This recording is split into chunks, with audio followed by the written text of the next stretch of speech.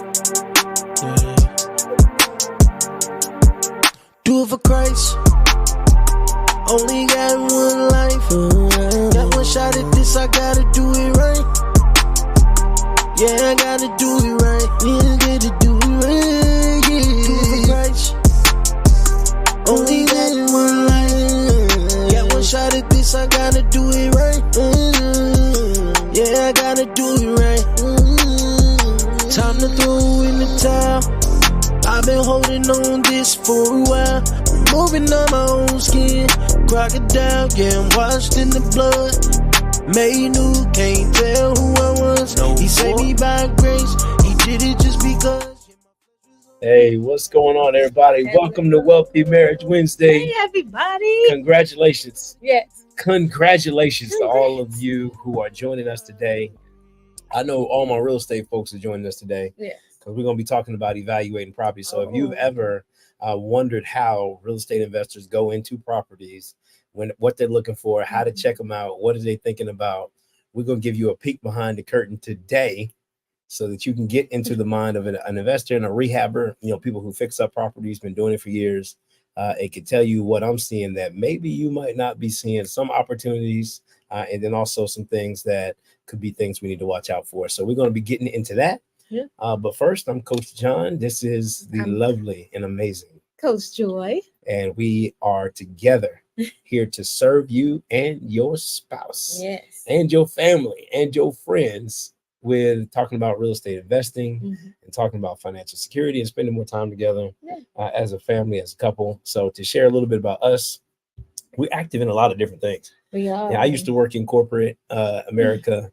And Joy used to do a lot of different things. So we got a former stay-home mother, former daycare owner, former part-time employee of a lot of different places, turned into now full-time real estate investors. I was a former restaurant person, corporate person in my former life. And now I get the opportunity to work side by side with my lovely lady in real estate investing. So some of the things we get to do is we get to make our own schedule, and that can be pretty cool. Yeah. I know we are so excited because we get to do this show for you all, and we get to be consistent. So every week we come on with fresh information, fresh content. We talk about real estate investing and marriages, and how to be a financially independent, financially free married couple, and what does it look like and how does it work. So we actually are actively involved in ministry in a church, and so we love to do that stuff. That's what we like to do. We also like to do nonprofit work, and so I'm currently the president of 2 different nonprofits. I'll talk about that some more at a different time. But we just came back from the most amazing youth camp. Oh my goodness, it was amazing. Yeah, it was absolutely phenomenal. It's called the Can Camp 2.0 experience. So we spent about 2 weeks with the most amazing group of young people and the most amazing team of chaperones and adults. And we had a great time. We were up in Indiana, had a beautiful lake, and we were playing games. We were having worship services. I mean, it was utterly amazing. It really was. Yeah. So to be able to spend our time doing the things that, matter the most to us, the way we got there was through real estate investing. We did. Yeah. And so part of that is watching things like this, where we were able to get some information that helped us to be able to better understanding. And then also the other part was just making the leap. A lot of times people are scared. They are. We scared. We just scared to do it. Like, we know we in a situation where we want to make some more money. We know we want to get our time back. We know we're not going to be able to work forever. We need to find something to do to replace our income. And so, but like, what do you do and how do you do it? And so we're here to help demystify some of that stuff to the best of our ability. Drop any questions that you have in chat. Today, we're talking about evaluating real estate. And so we're going to actually go through a property together here momentarily. It's going to be really cool. Yes. You got any updates, Joy, for the people before we get going? Updates. Well, I just came from Women Investing in Real Estate meeting. We celebrated our 1-year anniversary. Come on, we water. have been going and flowing for a whole year. So it has been an amazing experience People had so many different wins, and then we celebrated that because we learned that some women have been a little bit hesitant when it came to investing, and so just being able to come and have a community where they can learn and share, it has been such a great opportunity, and people have been taking that jump that John was just talking about, been taking that leap and starting businesses, buying properties. Yep. All those things. So it was an amazing time. Absolutely amazing time. So I love that she's involved in real estate networking. I'm involved in real estate networking. Highly recommend that you get involved in your local group. So before we go through all the stuff we're going through, I want to recommend 2 groups that I think will be very beneficial for you. And I'm a part of those groups, and I know they're helping people to win because I see it all the time. And I've been a beneficiary of both of these groups. One of them is the Master Builder Academy. So anybody, if you need we're having a mastermind tonight, but that organization helps from financial literacy all the way to professional development and helping you to start your business and grow your investment portfolio. It's a nonprofit organization. It's amazing. And they meet on a bi-weekly basis and then also once live. So Zoom calls, masterminds, and then also live events with different speakers, different topics. Tonight, we're talking about stocks and investing in the market. Then also the Kentuckiana Real Estate Investors Association. That's Korea. If you don't know, that's a offset of that. The subgroup of Korea is the Wire, which Joy was just talking about. But highly recommend those 2 groups if you're in this local area specifically, or if you're abroad, because we got online and virtual stuff as well that will be helpful for your real estate investing journey. And then also, obviously, we're real estate coaches, and we love to help married couples win in real estate. That's what we love to do, and see you be able to replace your income, your active everyday income, with real estate investing. So with that being said, I want you to hold on for the next 10 seconds because me and Joy got something for you. So you hold for the next 10 seconds. Just hold for us, and we'll be right back.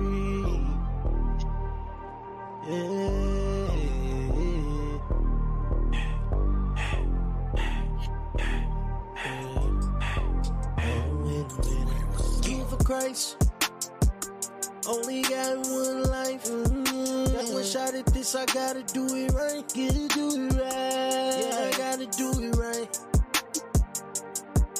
All right, we back. We back, y'all.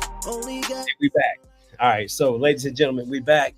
Now let me show you what we got going on. We just put on now our property evaluation gear. Yes. Okay, so I got my gloves. I got my bright jacket because I'm walking around in abandoned buildings. Sometimes I'm walking around in places to see property, and most of that property is vacant. Right. And so I want to be real bright so people can see me. I got my gloves on. You see my gloves? Looks like working gloves because sometimes I don't want to touch nothing nasty. Joy got her reflector vest. You check it out. Hey, look at this. Is my hat. This is working hat. When I put this hat on, hey, if you see me in this hat in the streets, it's going down. So all right, so we're going to now take you to a property that we looked at, and hopefully this blesses you like it blesses us. So check it out. We're just walking up to this specific property and we're checking it out. So we're going to check it out together. I got my gear on. I got my boots on. We're hopping out. We're going to take a look at this thing.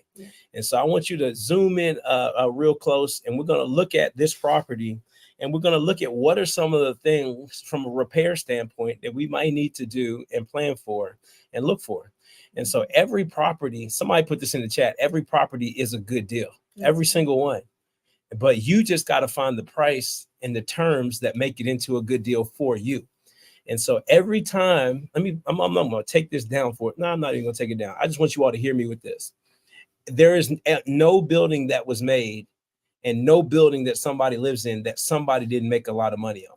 So, and every time you ride by a building, somebody made a lot of money on that building, whether it's a house, whether it's a commercial building, whether it's any type of building that was built, somebody made some money on it. That's true. Your job is to be able to figure out how you can make some money on it. And so we focus on residential real estate, specifically single family homes and small multifamily homes. And what we're about to do is we are going to walk you through this specific property, and we're going to go through what we see. And it may be different than what you see, but we're going to walk through what we see as investors when we look at this property as we're evaluating what we're going to do with it.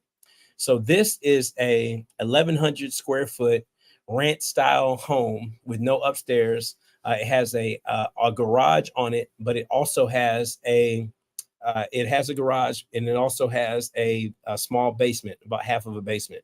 And so we're going to walk through this house. The first thing that we see when we pull up, we're looking at that concrete pad. We're saying, am I going to be able to keep that pad, or am I going to have to replace that pad? I think first off, are we going to have to replace it? Yeah. Are we going to have to reconcrete that driveway? Resurface it and dig it up? It doesn't necessarily look like it's something that needs to be resurfaced, especially not for like a rental or something like that. But if you look on the sides right here, like all the grass clutter in there, we just have to make sure it's no safety risk, no potholes, and that any kind of grass, and if there's some areas that need to get sealed up, it's not great, but at the end of the day, it's going to work. We walked up, and the first thing we see is the siding, and from a distance, it looks all right. We also see these trees, which might be a little bit of a liability, but we'll look a little bit closer. And so, like, we're looking first up at the top of the house, looking at the roof. And so when we look at the roof, we're like, okay, it looked like it's about half life or less. We'd actually physically want to go up there and probably check it out, get a feel for it.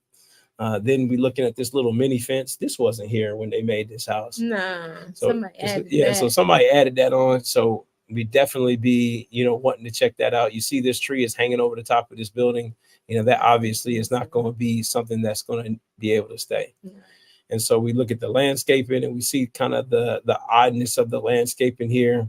If we were going to sell this house, I think it's kind of cute personally. Yeah, but I said it's a cute little house. Yeah, cute little house. So some of this landscaping say obviously it needs to get some paper underneath here, like and some fresh mulch, and make it look real nice and get all this cleaned up. The exterior siding is that old type of siding. And so that old type of siding, is that going to work for a current house? Well, it might work as long as it's all whole and in good pieces. But if there's anything that's broken or anything that's not right about it, you're not really going to replace that. And so you're going to need to replace it all. More than likely, we would just reside this house because it had some damage to it. And then go from there.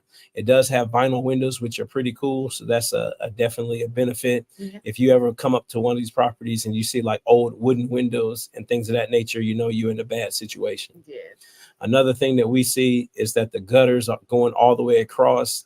They are dirty gutters, but they're not as dirty as they probably should be with all these trees going across. So that means that somebody probably recently had cleaned them out.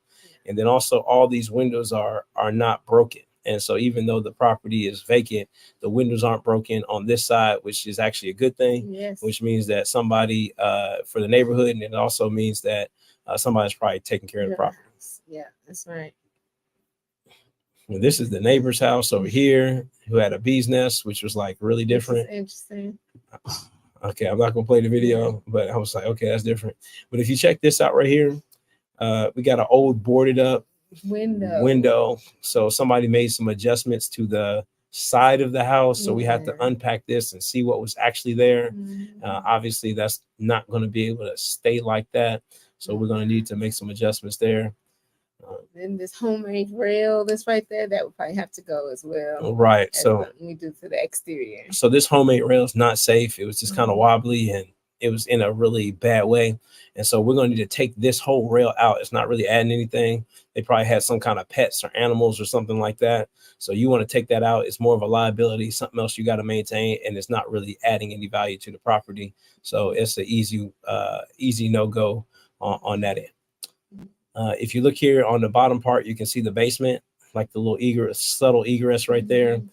That's not a full egress because the height of it is not right, but it does have a basement with a little window.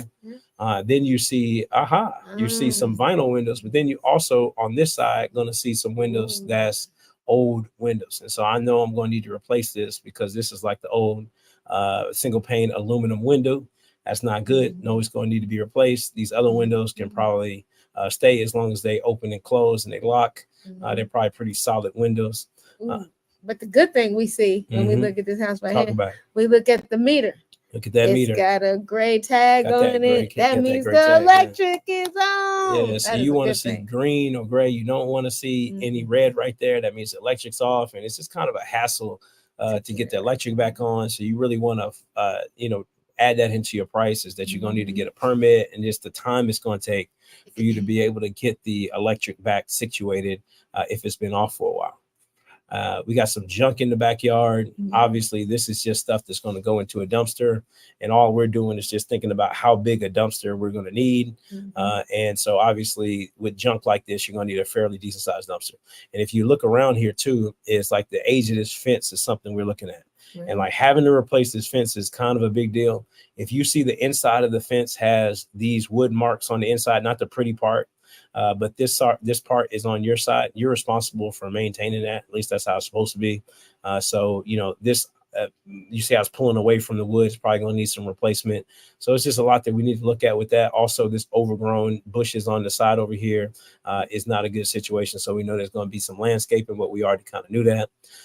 It did have an AC. Me and Joe was excited about the AC. It was like, oh snap, it's got an AC. And it worked. And it was running. It was running. We was like, what? It's running. It was cold up in there. Hey, AC unit. Shout out to all my folks who got an AC unit. Right. You're looking anywhere from, you know, 2,500, 3,500, you know, even more depending on the size of the house to be able to replace that. So that was glad it was still in good condition. And then also this backyard was interesting because it's got this cat pet ramp. So immediately once I saw this ramp, I was like, oh no, it's a cat house and I'm allergic to cats. And so, you know, cat houses make me nervous because no disrespect to anybody who's got cats. I'm just got allergies. So it's not like, you know, I don't think less of you. But once I see the cat toys outside, this is a serious cat person, you know? And so my allergies, you know, can act up. So I was like, oh snap, I don't even know if I should go in. I was worried. But everything was okay. A cat actually came out of the house, you know, right before we went into it because it had like the little cat door right there. So which is pretty cool. But it also had this high fence in the back. So you could tell they probably had some dogs at some point as well. So, you know, once again, looking for pet damage and things of that nature on the exterior. The fence was in fixable condition. So that was something. We did look at the siding. And once again, you start seeing that damage to the siding. And this is not the type of siding that you would repair or patch. This is the type of siding that you replace would be the best thing to do, something that's going to be good for the long term. We looked at the front door and the front door was pretty well damaged. This is wood putty right here. And anybody who put wood putty because somebody probably kicked in the door, like you can tell, because this is like where you would kick it if you got locked out or something like that. And then the handle's got like 3 different spots and holes everywhere. So what I would assume is that you just get a new front door. Like this is the old school front door. You could tell by the style of it. They're probably 70s. You know, go ahead and get you a new door. You can get one for like a couple $100 that's really nice and beautiful. And I like to buy those on Facebook Marketplace. Great doors. You can find them for a good price. And then so we got inside. We were actually pleasantly surprised on the inside. And so on the inside of this property, it wasn't falling in on itself. No, it really wasn't. And it had the electricity on, which was good. It had pet stuff everywhere, but it didn't like reek of pet. Like my allergies didn't like flame up immediately. Like it had been in another property. We'll show you another time. So, and it wasn't nearly as chunky on the inside as we thought it was going to be. And so we were actually pleasantly surprised by that. Obviously, this carpet is going to need to go. It's going to need to be repainted. These old ceiling fans and other type of fixtures, we always replace those with LED lights and make sure that all the windows are vinyl windows. We're going to come back over and make sure that all the vents are set properly. Also, we look at the electrical, like you can kind of see the vents and things right here, the electrical outlets and stuff. Even though the wires are run new, we come back and replace all the outlets and the outlet covers and the light switches and the light covers, so we know they're new. And also this right here, which is your smoke detector. We always going to put in a fresh smoke detector 10-year battery, or if it's hardwired, we would just put in a fresh hardwire unit to make sure that the unit was safe and up to all kind of good standards. Yeah. And so in here, basically, we call that paint and carpet. So if it's basically just replace a couple light fixtures, outlets, and coming in here, this is a quote unquote paint and carpet type of room. And so that's what we appreciate, you know. And so that's not a difficult amount of work. It did have a garage with a bunch of junk in it. And in a garage, honestly, for a rental property, I'm not necessarily excited about getting a rental property with a garage. The reason being is it's just more place for, no disrespect to all the people who rent, but it's another place for you to put a bunch of junk. And then people don't like leave with their junk. Like they leave their junk for the next person to clean out. Like my deposit, forget my deposit. You just clean this mug out. And I'm like, man, you know, you can't charge a big enough deposit on the front end for the fact that you got to clean out the property. That's the whole deposit. Like by the time you pay for a dumpster, which is like $400, and then you pay somebody to go in there and clean it out, or you do it yourself, you know, you've really ate up 100% of deposit, and you ain't even cleaned the mug up.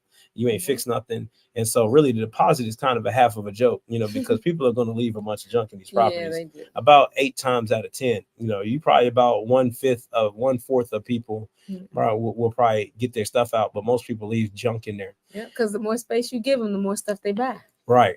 So more space, more stuff, more people move in. Oh yeah, you can store your stuff in my house. This ain't your house for one, and then two, no, you can't store your stuff here. And so anyway, so attached garage, not necessarily a benefit for a rental. Good thing for a flip. People like garages. You can put an automatic door in, put paint out there, and then it's a great feature. Now, if you coming over here, like if you look over here, this is just the front door, different pictures. As you see, we took a bunch of different pictures for you all, so you would be able to have that. We are going to need to replace this front door. Probably going to potentially keep this security door if it's functioning, because these are good solid iron security doors. You don't want to get rid of that. A good hard iron security door like this one is kind of expensive, and so if you can keep them and find a way to rekey them. The only thing is some of the older ones, they don't take the modern keys, and so if the keys don't work good, they're really hard to replace if the lock system doesn't work right. And it's actually cheaper to end up just go ahead and get a new door, or just to take the security door off completely and just use the existing security system instead of having one at all. That was a mouthful, Joy. Yeah. All right. So if you check out the kitchen, I don't know where they was exactly going with the green kitchen cabinets, which was different. The cabinets did work, and all the plumbing worked. There wasn't no mold or issues. I mean, it was functional. It was just countertops look solid. The cabinets look solid. Right. The aesthetic just wasn't. The green is kind of. It was just kind of throwing you off. So if we were to rent this house as a rental, you know, we would probably, since these are hardwood cabinets, we probably just come and sand them down and then paint them a more modern color. And more than likely, what we would do is take this countertop off and then replace it with a more modern countertop. The only thing is, like, this countertop is in pretty good shape. So we probably just paint these cabinets a more modern color. And if the countertop looks like I believe it was looking, I can't remember exactly, but we would usually put a nice decorative backsplash up, and it just kind of freshens the kitchen up, giving it a nice look. And then we always change all the hardware, the handles, and then also the interior hardware, that the hinges on the door, because it's gonna make it just look nice and fresh and new and beautiful. And so if you're gonna redo cabinets, just don't halfway do it. Just go ahead and do it all the way, and then you'll be able to keep them for more than one turnover. And so now we're walking through the property even more, and we were able to see, as we're walking down, like we're looking up at the ceiling, there were no brown spots up here, no patches, different things like that. So even though that roof looked old, there's a good shot that it wasn't leaking. At that time, we saw a bunch of nail pops, so that was kind of good news. We were looking out for that. Now we're looking into the bedrooms. This bedroom is actually an oversized bedroom. Like, it's got like a king size bed. It's got a nice little closet off to the side, and it's just a lot of space in this bedroom. And you can't see it really well from the angles of the pictures that we took, but this is a really nice size bedroom. Whenever you see the vents and the vents are on the floor, it's just telling you one thing. It means that the ductwork is coming from below. And if it's coming from below, it's either in a crawl space or a basement. And so we're going to be able to go down below the house and be able to check on that ductwork to see if it's all connected, see if it all looked good.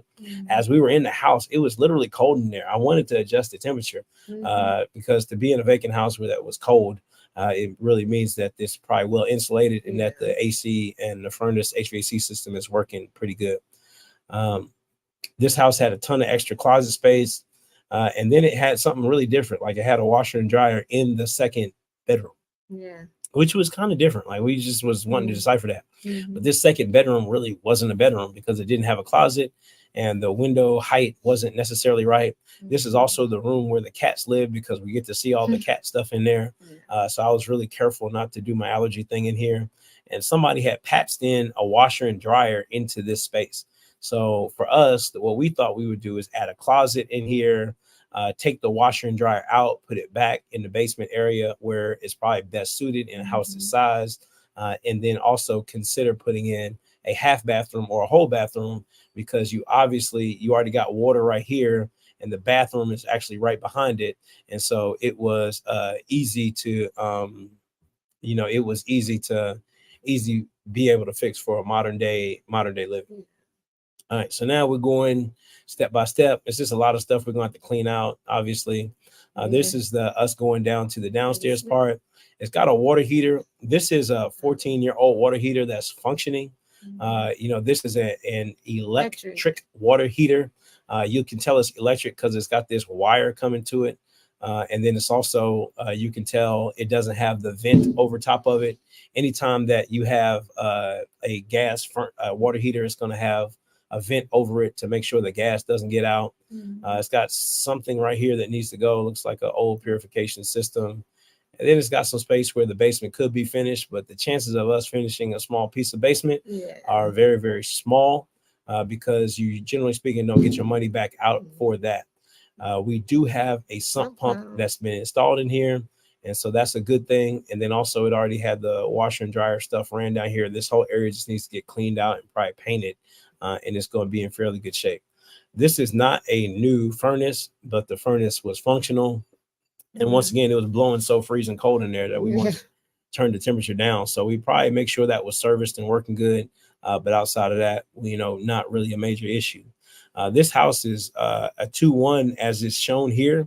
And so we say, hey, we know the price for a 2-1. And so what we would do is something maybe a little bit different. What we would be looking to do with a property like this is, and I'm going to stop sharing my screen. What we would be looking to do with a property like that is like, well, how do you have 1,100 square feet with a 2-1, but you got like 2 family rooms and all this kind of excess space?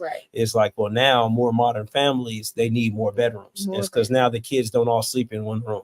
And so now they want their own bedrooms and stuff. So when these houses were initially built, everybody used to hang out in the living room and all the kids would sleep in one room, boys and girls, bunk beds and stuff. And then, mom and dad would sleep in their room and everybody was happy as clams. But now, the modern living is different. Mom and dad want their own bathroom, and then the kids, the kids want separate rooms. And so you have to be able to adapt the style of house to the way people live now.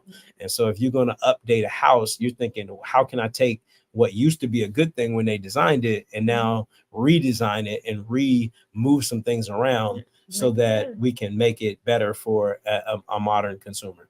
And so for a house like that, we would probably more consider flipping that house. We did put an offer on it. We're waiting to get a contract back. So we'll see how that goes. We'll let you know if we got it. And then we'll show you the pictures as we fix it up and as it's done and on the market, afterwards, so you can see the fruit of the different things that we talked about here live today. So that'll be really cool. Matter of fact, we should replay this and then show you the after. But we're not going to count our chickens before they hatch. So until we sign a contract and close the deal, who knows? But what I do want to say is when you're walking through a property, it's just being able to look for all the different things that you can do. And then also being aware of the different things that are going on with that property is going to really help you to be able to make sure that you're able to buy right and that you're able to make the right improvements to the property so that you are able to become more wealthy. So maybe as a 2-bedroom, 1-bathroom, this house is worth $100,000 in its existing condition.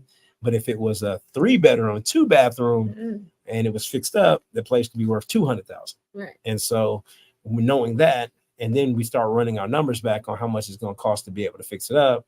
Well, now you know that it would be possible for you to make a nice profit if you were able to fix the house up, give it a new design layout, and then to be able to add the modern features that people like. And if you can do those different things, you add value, you've been able to create an affordable housing unit that's going to sell probably under $200,000. And that's, the price range that people consider to be affordable, and give them great modern amenities and they're gonna love you forever because you made them a Yes. nice new house. That That's dream really house. it's so dreamy, it's so amazing. You know, especially you get the new water heater, you get the, you know, make sure the electric is right, make sure the HVAC is right, And make sure the make sure it's kitchen's insulated, you know, make sure the installation's right, make sure the kitchen's right, a little open Mhm. concept, you know. So those are the things you do to make sure that people like their experience. You basically you want to have a house in where you would like to live in it, and you'd be proud to have them as your neighbor. And so that's what we do. And so as we go through, obviously the cost of those different things, you have to join us in our mentoring group, or sometime maybe on this show we can kind of go through. But we go pretty extensively on how much you should expect to pay for some of those different improvements and upgrades that we just talked about. And so we love talking about that stuff. Just as a general tip to all of you, make your own list. You know, don't have somebody else come in and tell you all the stuff that's wrong and how much it costs. You make your list of the things you want done, and then get different people to bid that job for you. Always get 3 bids. And then as you're going through, you will find yourself in a position where you are expert in no time. So you go through a few of these rehabs like this and you'll get there. So we're looking forward to hearing your feedback. Love to walk through some properties with you all as well in this exciting time. It's a wonderful time to be in real estate investing. For all those who are not, please feel free to join us. You know, we love to help married couples grow their rental portfolio and replace their income with real estate investing. Text us at 502-632-3005, and we'd be glad to look at some properties with you.